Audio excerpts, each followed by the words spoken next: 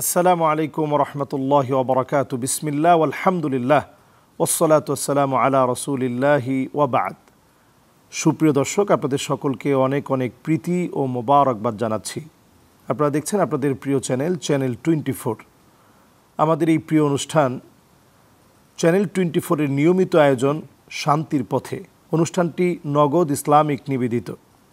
অনুষ্ঠান জুড়ে আমরা ইসলামের বিভিন্ন সৌন্দর্য নিয়ে কথা আলহামদুলিল্লাহ আপনাদেরকে শুনিয়ে থাকি। আজকেও আমরা কথা বলবো অত্যন্ত গুরুত্বপূর্ণ একটি বিষয়, সেটি হচ্ছে আসুন মানবিক হই। ইসলাম মানবতার কথা বলে, মসজিদ হচ্ছে মানবতার প্রাণকেন্দ্র। তো ইসলাম মানবতার কথা যেহেতু বলে, আমরা কি আসলে মানবিক হতে পেরেছি কিনা এবং এটা কত বড় একটা ইবাদত মানবিক হওয়া, এই বিষয়ে আমরা কথা শুনবো দুজন মেহমানের কাছ থেকে। চলুন আমরা মেহমানদের সাথে প্রথমে পরিচিত হই।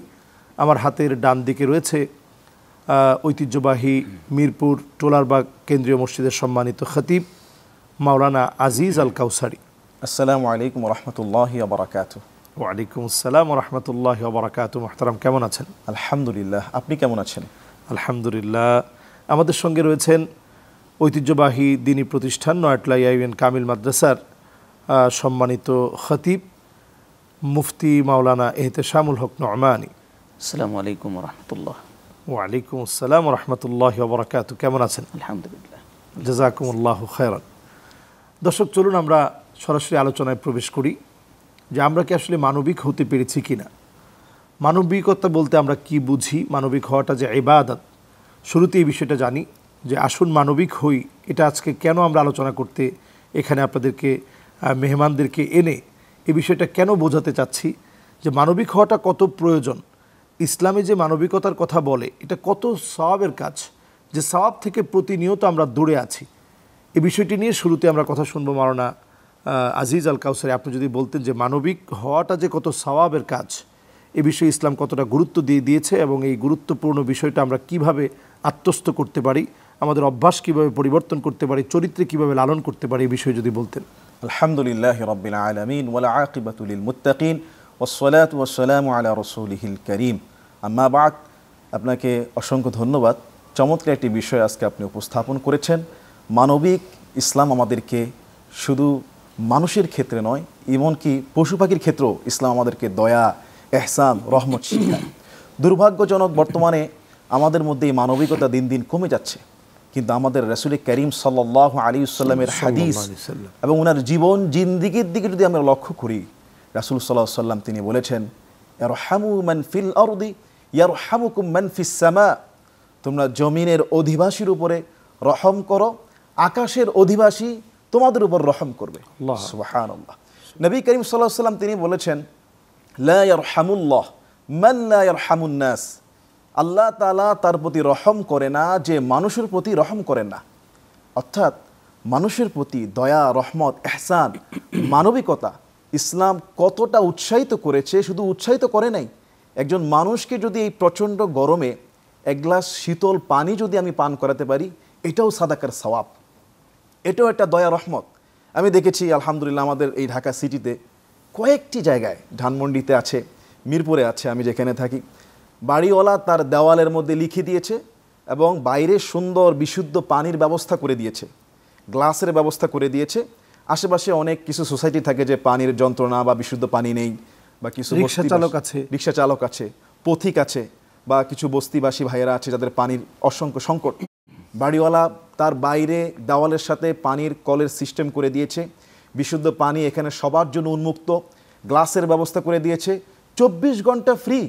এই যে তিনি পথচারীর জন্য এবং মানুষের জন্য বিশুদ্ধ পানির ব্যবস্থা করে দিয়েছে, এটা যে কত বড় একটা সওয়াবের কাজ এবং কত বড় দিলের কাজ, কত বড় উদাত্ত। তিনি 24 ঘন্টা সাদাকা জারিয়া, এবং তার দেখা দেখি যদি কেউ আরেকজন বাড়িওয়ালা এটা করে, সেও কিন্তু সাদাকা জারিয়া সওয়াব পেয়ে যাচ্ছে। এবং এখানে কিন্তু হিন্দু, মুসলিম বা মানে অন্যান্য ধর্মাবলম্বী যারা আছে, সবাই কিন্তু পান করার মধ্য দিয়ে ইসলামের মানবতার ছায়াতলে কিন্তু তারা এই সুন্দর দৃষ্টান্ত নিতে পারে। এবং কিন্তু সব কিন্তু সবার ক্ষেত্রে, একটা পাখি যদি এখান থেকে একটু পানি খায়, এটারও একটা সওয়াব কিন্তু আপনি পাবেন। অবশ্যই। জাযাকুমুল্লাহ, চমৎকার বলছিলেন। আমরা চলে যাচ্ছি মাওলানা মুফতি এহতেশামুল হক নোমানী। আপনি যদি বলতেন যে আমাদের এই যে মানবতার কথা আমরা বলি, তো প্রায় সময় আমরা দেখা যায় যে আমরা যখন মানবতার কথা তুলি, অনেকেই বলে যে ইসলাম তো মানবতার কথা বলে, তো প্রাণী হত্যা কেন? এই যে আমরা কোরবানি আসছে, কোরবানির সময় কিন্তু পশু জবাই করা, তো তারা কিন্তু তখন খুব মানবিক হয় যে আসলে এখানে প্রাণী হত্যা কেন, প্রাণী হত্যা হচ্ছে, এতগুলো প্রাণ চলে যাচ্ছে। এই বিষয়ে আসলে আপনি কি বলবেন? কিভাবে আমাদের এই ভাইদেরকে ইসলাম যে মানবিক, এক্ষেত্রেও যে মানবতার কথা বলতেছে, এই বিষয়টা যদি আপনি তুলে ধরতেন। বিসমিল্লাহ ওয়াসসালাতু ওয়াসসালামু আলা রাসূলিল্লাহ। অত্যন্ত যোগোপযোগী এবং চমৎকার একটি বিষয় উপস্থাপন করেছেন। প্রথমেই বলি, ইসলাম হলো মানবতার ধর্ম এবং আল্লাহ রাব্বুল আলামিন স্পষ্টভাবে বলে দিয়েছেন সূরা মায়েদার ৩২ নম্বর আয়াতে, মান কতালা নাফসান বিগাইরি নাফসিন আও ফাসাদিন ফিল আরদি ফাকান্নামা কতালান নাসা জামিআ ওয়া মান আহইয়াহা ফাকান্নামা আহইয়ান নাসা জামিআ। আল্লাহ রাব্বুল আলামিন বলছেন যে পৃথিবীর একজন মানুষকেও কেউ যদি অন্যায়ভাবে হত্যা করে, তাহলে সে যেন গোটা পৃথিবীর সমস্ত মানুষকে হত্যা করলো। আর একজন মানুষকে সে জীবন দিল বা তার জীবন রক্ষায় এগিয়ে আসলো, কেমন যেন গোটা পৃথিবীর সমস্ত মানুষের জীবন রক্ষায় সে এগিয়ে আসলো। কোরআন শরীফের এই সূরা মায়েদার একটি আয়াতই প্রমাণ করে যে ইসলাম কত বড় মানবতার ধর্ম। এবং কোরআনে কারীম যে মানবতার প্রতি উৎসাহিত করেছে, আয়াতে আয়াতে আমরা কোরআনের পাতায় পাতায় দেখতে পাই যে পৃথিবীতে মানবতা প্রতিষ্ঠাই করেছে ইসলাম। এজন্য বলা হয় যে Islam is a religion of humanity, যে ইসলাম হলো মানবতার ধর্ম। আল ইসলাম দ্বীনুল ইনসানিয়্যাহ। এবং আল্লাহ রাব্বুল আলামিন যখন এই পৃথিবীতে মানবতার সূর্য প্রায় অস্তমিত, তখন মানবতার ত্রাণকর্তা হিসাবে আমাদের প্রিয় নবী জনাবে মুহাম্মদ রাসূলুল্লাহ সাল্লাল্লাহু আলাইহি ওয়াসাল্লামকে পৃথিবীতে প্রেরণ করেছেন। এবং স্পষ্টভাবে আল্লাহ বলেছেন, ওমা আরসালনাকা ইল্লা রাহমাতাল লিল আলামিন, গোটা পৃথিবীর মানুষের জন্য আপনাকে রহমত স্বরূপ প্রেরণ করেছি।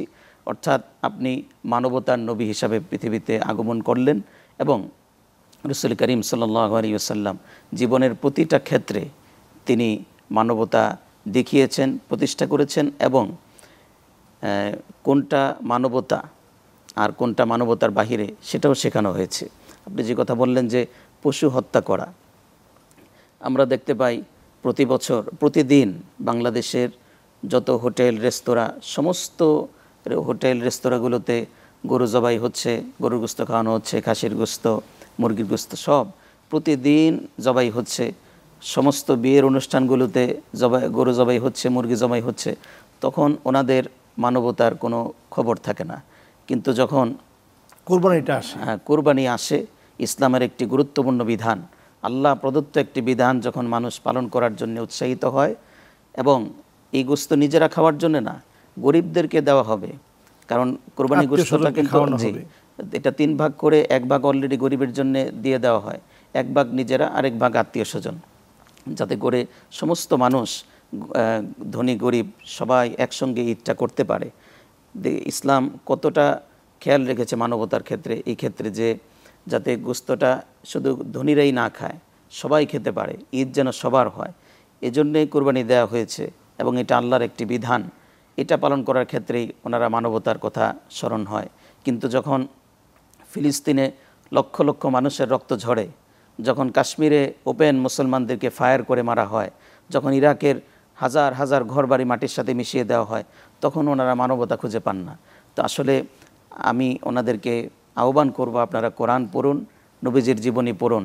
আপনি দেখুন ইসলামের চাইতে বড় মানবতার ধর্ম, এবং ইসলামের আগে মানবতার ব্যাপারে এত ব্যাপকভাবে কোনো আলোচনা পৃথিবীর কোনো ধর্ম করতে পারে। এবং আমরা একটা বিষয় দেখেছি যে ছুরিটাও ধারালো কেমন হবে সেটাও কিন্তু ইসলাম নির্ধারণ করেছে, যে একেবারে ধারালো ছুরি ছাড়া কিন্তু জবাই দেওয়া যাবে না। এমনকি পশুর সামনে ছুরিটা ধার করা যাবে না। জি জি, পশুর পেছনে ধার করতে হবে যাতে ছুরি দেখে সে ভয় না পেয়ে যায়।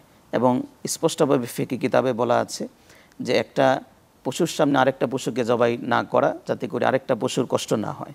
ইসলাম একটা পশুর ব্যাপারে ছোট প্রতিটি বিষয় কিন্তু ইসলাম খেয়াল করেছে এবং সেই বিষয়ে বক্তব্য রয়েছে। অন্যায়ভাবে একটি পিঁপড়াকেও আগুনে পুড়তে নিষেধ করা হয়েছে। এবং রাসূল করিম সাল্লাল্লাহু আলাইহি সাল্লাম একবার সাহাবায়ে কেরাম একটি পিঁপড়ার টিবি আগুন ধরিয়ে দেওয়ার কারণে সাহাবায়ে কেরামকে অনেক ভর্ৎসনা করেছেন এবং বলেছেন তোমরা তওবা করা, এটা অন্যায় হয়েছে। আগুন দিয়ে আযাব দিতে নিষেধ করা হয়েছে। জাযাকুমুল্লাহ। আমরা আসবো ইনশাআল্লাহ। আলহামদুলিল্লাহ, আমরা প্রত্যেকটা পর্বেই ইসলামের সৌন্দর্য তুলে ধরার চেষ্টা করছি। আজকে আমরা আসুন মানবিক হই এই টপিকসে আমরা কথা বলতে বলতে আমরা পশুর সাথে আমাদের আচরণটা যে মানবিক হওয়া দরকার, তাহলে মানুষের সাথে আমরা কতটা মানবিকতা নিয়ে কথা বলা দরকার। হোক একজন পথচারী, হোক একজন ভিক্ষুক, হোক একজন সাধারণ মানুষ, প্রত্যেকের সাথে যে কতটা মানবিক আচরণ করা দরকার এবং এটা যে সওয়াবের বিষয়। নবীজি যে সবচেয়ে বেশি মানবিক ছিলেন, আসুন আমরা নবীজির সেই মানবিক হওয়ার কয়েকটা উদাহরণ আমরা আমাদের মোহতারাম মাওলানা আজিজ আল কাউসারি সাহেবের কাছ থেকে শুনবো, যে রসুলের জীবনী থেকে যদি দু একটা উদাহরণ তুলে ধরতেন যে রসুল কতটা মানবিক ছিলেন। সুবহানাল্লাহ, মাশাআল্লাহ। আসলে রাসূল করিম সাল্লাল্লাহু আলাইহি ওয়াসাল্লাম তার প্রত্যেকটা জীবনের পরতে পরতে মানবিক, দয়া, ইহসান, রহমতের ব্যাপারে উৎসাহিত করতেন।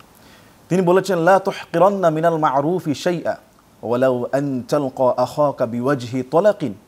সামান্য নেকামলকেও তোমরা তুচ্ছ মনে করিও না, এমনকি তোমার ভাইয়ের সঙ্গে একটু হাসি মুখে সাক্ষাৎ করাকেও, এটাকেও ছোট মনে করিও না, এটার মধ্যেও সওয়াব রয়েছে। সুবহানাল্লাহ। রাসূল করিম সাল্লাল্লাহু আলাইহি ওয়াসাল্লাম তিনি নিজে এর বাস্তব কিছু বর্ণনা তিনি সাহাবীদেরকে বলে দিয়েছেন যে বনি ইসরাইলের একজন ব্যক্তি পাপাচারী, কোনো বর্ণনা আসছে যে একজন ব্যক্তি হাঁটতেছিলেন, কোনো বর্ণনা এসেছে একজন পাপী মহিলা, তিনি অত্যন্ত পাপী ছিলেন। প্রচণ্ড গরমে তিনি দেখলেন একটা কুকুর ভিজা মাটি চাটতেছিল। সেই মহিলা পাপী হওয়া সত্ত্বেও তার ভিতরে দয়া জেগেছে সেই কুকুরের প্রতি। আল্লাহর সৃষ্টি, কুকুর যদিও এটা নাপাক কিন্তু আল্লাহর সৃষ্টি। তিনি তার পায়ের মোজা খুলে কূপের ভিতরে নামিয়ে দিয়ে, ওড়না দিয়ে কূপের ভিতরে নামিয়ে দিয়ে সেই মোজা ভিজানো সেই কুকুরের মুখে চিপে চিপে পানি খাওয়াই দিয়েছে। রাসূল করিম সাল্লাল্লাহু আলাইহি ওয়াসাল্লাম বলছেন যে এই পাপী মহিলার এই দয়া, ইহসান আল্লাহর কাছে এত পছন্দ হয়েছে, আল্লাহ তাআলা শুধু তার এই নেকামল, তার সৃষ্টির প্রতি এই ভালোবাসা, এই রহমত, এই মানবিকতার কারণে আল্লাহ তাকে মাফ করে দিয়ে জান্নাত দান করেছে। সুবহানাল্লাহ। ঠিক একইভাবে আরেকটি হাদিস রাসূল করিম সাল্লাল্লাহু আলাইহি ওয়াসাল্লাম বলছেন, বনি ইসরাইলের সাহাবাদেরকে শিক্ষা দিচ্ছেন যে ইসলাম কতটা দয়া, ইহসান। সে ছিল নেককার, ফরহেজগার। রসুল তাকে জাহান্নামের দেখলেন এবং বলল যে সে জাহান্নামী হলো এই জন্য একটা বিড়ালকে না খাবার দিয়ে সে তাকে বেঁধে রেখেছিল। যদি সে তাকে ছেড়েও দিত, খাবার না দেখ, যদি ছেড়েও দিত বন্দি না করে, তাহলে সে পোকামাকড় খেয়ে বাঁচতে পারত। শুধু তাকে কয়েকদিন বন্দি করে রাখার কারণে, না খেয়ে মারা যাওয়ার কারণে, আল্লাহর সৃষ্টি একটা বিড়ালের প্রতি এই অমানবিক হওয়ার কারণে, এই অবিচার করার কারণে, নির্দয় হওয়ার কারণে রাসূল বলছেন এই নেককার বান্দিকে আল্লাহ তাআলা জাহান্নামে নিক্ষেপ করেছে। তাহলে আমাদের রাসূল করিম সাল্লাল্লাহু আলাইহি ওয়াসাল্লাম পশু পাখির ক্ষেত্রে আল্লাহ তাআলার সিদ্ধান্ত জানিয়ে দিয়েছে, তাহলে মানুষের ক্ষেত্রে কত উদার হওয়া দরকার। হাদিসের মধ্যে আসছে যে মদিনার ছোট্ট বাচ্চারা রসুলের হাত ধরতেন আর রসুলকে নিয়ে ঘুরাতেন। একজন পাগল যার ভারসাম্যহীন ছিল রসুলের হাত ধরতেন এবং সে যতক্ষণ পর্যন্ত না রসুলকে নিয়ে না ছাড়তেন ততক্ষণ রসুল সাল্লাল্লাহু আলাইহি ওয়াসাল্লাম হাত ছাড়িয়ে নিতেন না, তাকে নিয়ে মদিনার অলিতে গলিতে ঘুরতো। এটা তার প্রতি সম্মান, ভালোবাসা, এহসান, দয়া। অমুসলিমের পর্যন্ত রসুল সেবা করেছেন, অমুসলিমের দাওয়াত গ্রহণ করেছেন এবং অমুসলিম ব্যক্তি সেবা গ্রহণ করেছেন এবং সেই অমুসলিম ব্যক্তি এই সেবা দেখে মুসলমান হয়ে গিয়েছে। এটাই হলো ইসলামের মানবিকতা, উদারতা, প্রসারতা। নবী মুহাম্মদ সাল্লাল্লাহু আলাইহি ওয়াসাল্লামের আদর্শ যদি আজকে আমাদের মধ্যে থাকে, আমাদের ভিতরে থাকে, আমাদের আচরণ দেখে, আমাদের ব্যবহার দেখে অমুসলিমরা এই সৌন্দর্য দেখে ইসলাম গ্রহণ করতে বাধ্য। সাম্প্রতিক সময়ে ঢাকা সিটি কর্পোরেশন ওনারা একটা উদ্যোগ নিয়েছে যে প্রচণ্ড গরমে মানুষজন একটু বিশ্রাম নিতে পারে, মানুষজন একটু পানি খেতে পারে, মানুষজন একটু তাদের হাজত সারতে পারে, মসজিদগুলো যেন সকাল 11টা থেকে সন্ধ্যা পর্যন্ত একটু যেন খুলে দেওয়া হয়। এটা আপনারা জানছেন কিনা আমি জানি না, 2-1 দিনের লেটেস্ট নিউজ। এবং তারা ইসলামিক ফাউন্ডেশনের সঙ্গে বসবে।